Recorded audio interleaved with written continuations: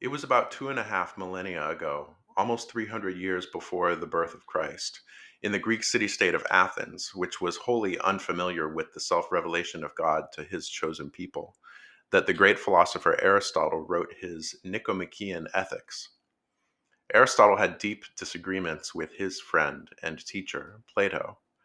And while the Nicomachean Ethics contained the first, and many would argue, greatest treatise on true friendship, in the course of the work, Aristotle penned the following devastating and heartbreaking statement just before dismantling one of his mentor's foundational theories. It would perhaps be thought to be better, indeed to be our duty, for the sake of maintaining the truth, even to destroy what touches us closely, especially as we are philosophers or lovers of wisdom. For while both are dear, piety requires us to honor truth above our friends. 700 years later, St. Augustine, who did not have access to the vast majority of Aristotle's works, dismissed Aristotle in favor of the philosophy of Plato's most prominent followers, known to philosophers today as the Neoplatonists.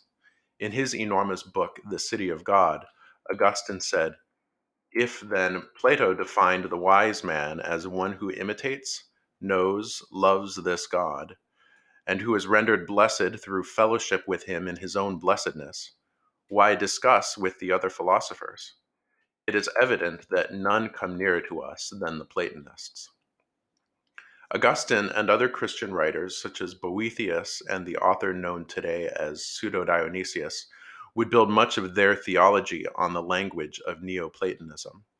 But for the next millennium, the massive theological output of St. Augustine would, by and large, constitute the foundation of Catholic theology.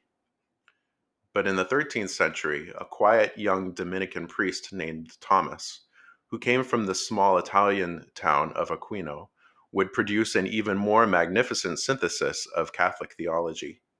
St. Thomas Aquinas was a student of St. Albert the Great, who taught Thomas the newly rediscovered works of Aristotle. St. Thomas would go on to far surpass his teacher in his knowledge and application of Aristotle's philosophy. But Thomas did not only use Aristotle. He was also steeped in the theology of the Christian Neoplatonists, Augustine, Pseudo Dionysius, and Boethius, and Thomas's writings contain frequent references to their authority. Moreover, he often read Aristotle through the lens even of Muslim philosophers such as Avicenna and Averroes. In fact, Thomas regarded the Muslim Averroes so highly that while referring to Aristotle on the one hand as the philosopher with a capital P, he referred to Averroes on the other as the commentator with a capital C, as a nod to his enormous commentaries on Aristotle. So, St. Thomas's theology, which would become the main authority on Catholic theology up to modern times, represents a convergence of multiple strains of thought, including sacred scripture, the fathers of the church, Aristotle, the Christian Neoplatonists, and Muslim and medieval Muslim philosophy.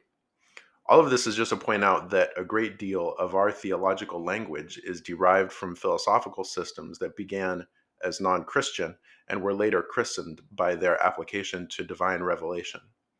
This is where we get technical terms like matter and form when we talk about the essential parts of a sacrament, or the meaning of the word substance in terms such as consubstantial and transubstantiation.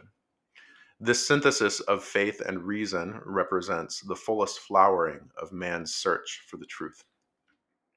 It begins in the wonder we experience when we observe the magnificence and beauty of creation, which inspire us to use both the light of reason and the grace of faith to seek the ultimate truths with mind and heart. St. Anselm called it faith-seeking understanding.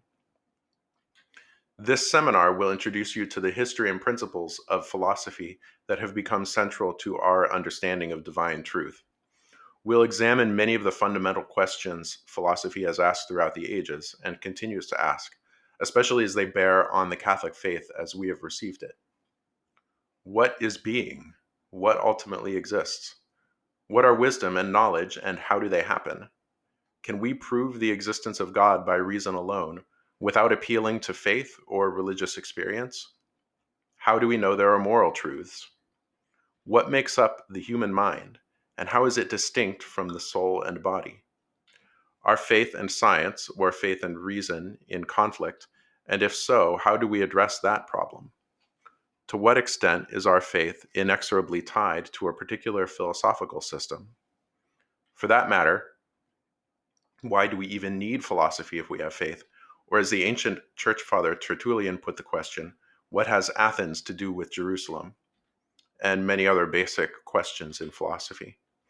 We'll also look at major figures in the history of philosophy and the contributions or challenges they posed to Catholic theology.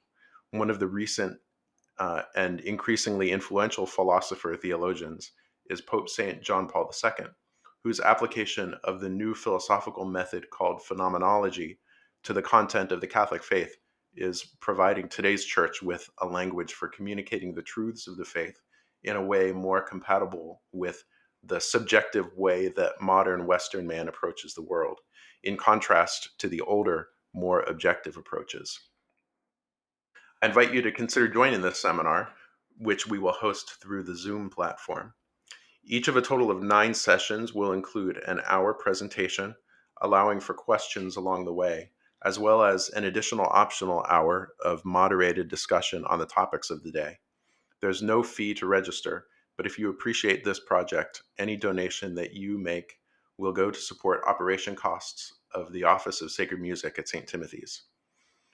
For more information or to register, please visit sttimothyparish.org. sttimothyparish.org. That's it. Thank you for watching, and I hope to see you there.